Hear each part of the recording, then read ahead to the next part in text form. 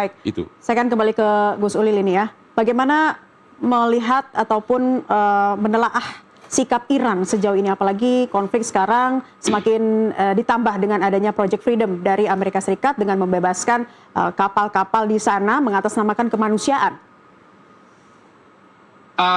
Menurut saya salah satu perubahan penting yang ini bagi saya akan menentukan geopolitik regional di Timur Tengah dalam tahun-tahun mendatang adalah karena perang ini, Iran sekarang ini makin menjadi kuat kedudukannya. Dan ini akan mengubah banyak hal di Timur Tengah. Ya. Israel 2 kali melakukan serangan bulan Juni tahun lalu dan sekarang tahun ini gagal. Kita terus terang mengatakan serangan Amerika ke Iran sekarang ini gagal. Meskipun Trump mungkin tidak mengakui itu sebagai kegagalan, tapi ini jelas gagal. Dan ini membuktikan bahwa Iran punya resiliensi yang luar biasa. Manuver-manuver Amerika di Selat Hormuz ini dengan Project Freedom dan segala macam, itu menurut saya gimmick yang tidak akan menyelesaikan masalah. Selama perundingan bilateral yang difasilitasi Pakistan itu tidak dilakukan. Saya yakin pada akhirnya dua belah pihak akan pragmatis somehow, entah bagaimana, karena nggak ada solusi lain. Kecuali jika terjadi perubahan domestik yang luar biasa di Amerika, misalnya pemilu besok ini, kemudian Partai Republik kalah, Kongres dan Senat dikuasai dua-duanya oleh Partai Demokrat, dan itu mungkin terjadi. Dan kemudian dua partai ini melakukan move kepada Trump yang membuat Trump tidak bisa lagi konsentrasi dan fokus untuk menyelesaikan masalah di Teluk ini. Kalau itu terjadi, maka ya tadi itu prediksi saya, perang ini akan selesai dengan sendirinya tanpa solusi yang jelas. Tidak ada keputusan, tidak ada resolusi, tidak ada apapun. Ya Amerika pergi begitu saja. Mungkin Israel masih mencoba untuk menyerang kembali Iran, dan itu mungkin terjadi, sangat mungkin terjadi pada waktu mendatang. Tetapi mereka pasti akan punya kalkulasi yang jauh lebih lebih banyak lagi, karena ternyata Iran punya resiliensi yang luar biasa. Ini bagi saya sangat penting, dan ya saya sendiri senang dengan perkembangan ini bahwa Iran tidak bisa dikalahkan dengan mudah. Dan saya sendiri mengatakan bahwa Iran menang sebetulnya dalam perang ini. Karena dia tidak kalah. Tidak bisa dikalahkan begitu cepat. Seperti yang diprediksi oleh Netanyahu ketika dia jual proposal ini ke Amerika, ke Trump awal tahun yang lalu. Ya, baik. Dan bulan Februari yang lalu. Baik. Ya, kembali ke Pak Pitan. Pak Pitan, ini menyangkut kebutuhan publik dunia ya. Kita balik lagi ke Selat Hormuz. Trump masih bersikeras melakukan Project Freedom di situ. Sementara Iran tidak mau kesepakatannya dilanggar begitu. Nah, ini bagaimana pengaruhnya terhadap negara-negara yang bersebelahan dengan Iran, negara-negara Teluk, dan juga hubungannya? Ya, jadi memang kalau negara-negara seperti Arab Saudi, Uni Arab Emirat, Qatar, Bahrain itu kan sekutu Amerika. Karena ada pangkalan Amerika di situ, mereka punya perjanjian payung militer, sehingga itu memang sekutu Amerika. Itu yang membuat negara-negara ini kan sekarang berhadapan dengan Iran. Padahal 2024 itu sebetulnya, 2024 itu sebetulnya Cina sudah berhasil mendamaikan Iran dengan Arab Saudi ketika menlunya ke sana, sehingga mereka sudah berjabat tangan. Tapi ternyata Trump, Amerika merombak lagi peta itu, sehingga sekarang jadi petanya pada bermusuh-musuhan seperti itu. Nah, apa yang kita lihat ke depan? Begini, kita harus lihat ya. Jadi Iran ini adalah negara yang disanksi selama 47 tahun. Iran ini negara yang lebih dari 30.000 mata dagangannya terkena sanksi.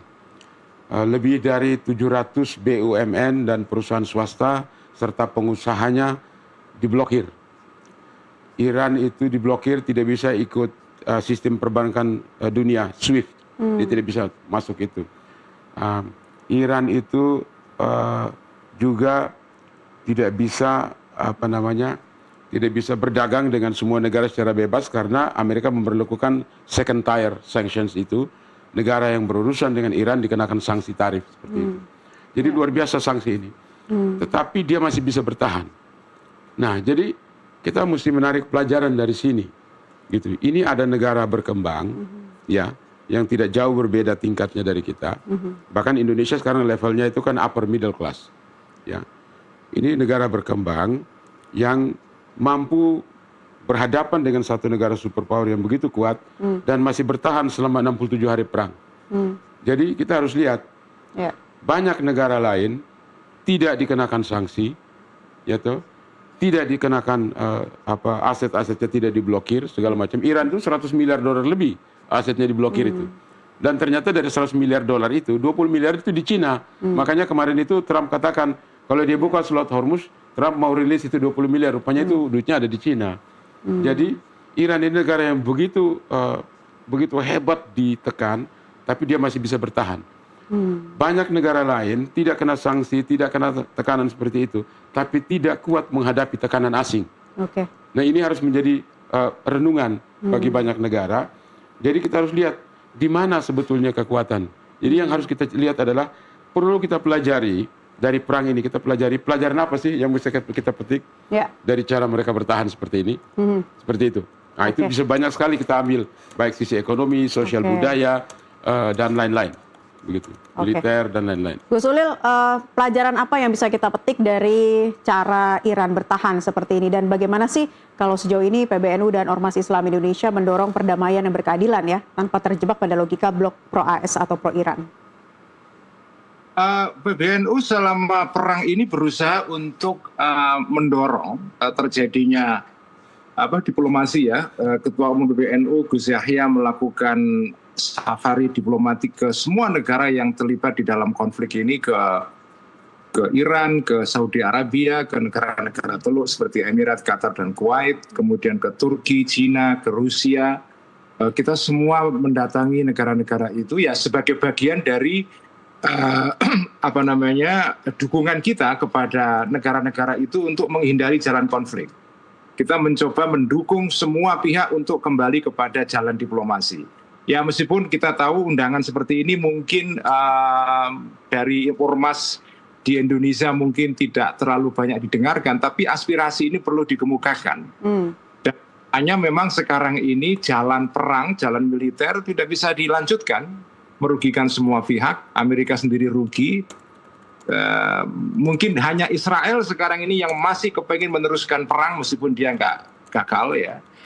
Jadi jalan diplomasi satu-satunya jalan. Oleh karena itu ya kita semua kepengen perang ini segera selesai, perang ini segera dihentikan dan Selat Hormuz bisa dibuka kembali. Saya tidak tahu bagaimana ujungnya nanti, tapi kalau prediksi saya tadi itu perang ini akan selesai dengan sendirinya tanpa keputusan. Tapi ini menyedihkan karena dengan prospek seperti itu, dengan senario seperti itu, kemungkinan akan terjadinya perang kembali, serangan kepada Iran itu terbuka masih terbuka. Apalagi kalau ada presiden yang tanda kutip gila seperti Trump berkuasa di Gedung Putih, ya bisa terjadi hal seperti ini gitu ya. Semoga sih akan ada perubahan domestik di Amerika Serikat sehingga Amerika bisa kembali kepada jalan multilateral. Salah satu problem sekarang ini adalah Amerika Serikat tidak percaya kepada multilateralisme dan menempuh jalan bilateral, dan ini dampaknya luar biasa. Perdagangan juga terkendala, hubungan antar negara terkendala, sehingga negara hanya bisa melakukan hubungan state to state, tidak bisa multi state. Dan ini bagi saya kerugian besar bagi semua negara ini. Baik, umat dalam negeri juga banyak yang mempersoalkan ini ya, belakangan ini, termasuk juga pada saat perang pertama antara Amerika Serikat dan Iran pada Februari lalu. Ini berkaitan dengan soal Sunni dan Syiah. Pandangan Anda? Ini menarik ya, ini menarik. Memang ada sebagian kalangan Muslim di Indonesia yang masih mempersoalkan itu. Tetapi suara ini sekarang makin kecil. Makin kecil. Saya senang sekali dengan perubahan ini. Sekarang ini orang melihat perang Iran sekarang ini bukan dalam kacamata Sunni Syiah. Ada sebagian pihak yang mencoba menggeret, menarik ke isu itu, tapi tidak, it doesn't work, tidak bisa terjadi. Dan saya gembira sekali. Saya ingin berikan testimoni. Sekarang ini banyak sekali saya ketika bertemu dengan beberapa komunitas di NU, mereka ini ketika berdoa mendukung namanya kunut nazilah ya, kunut untuk berdoa ketika terjadi krisis ya.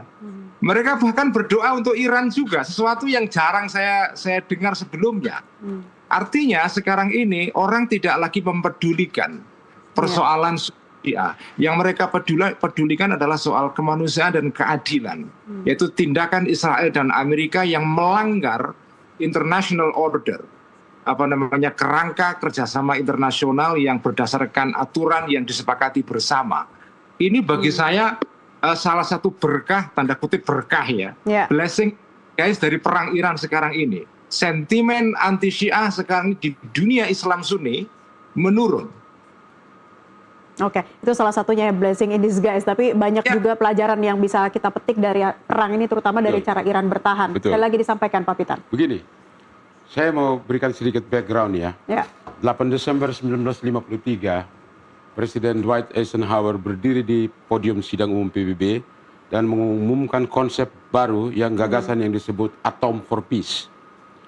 Atom for Peace itu adalah konsep dasar yang Amerika tawarkan, dan itulah yang menjadi fondasi untuk Amerika melatih orang-orang Iran belajar memperkaya uranium.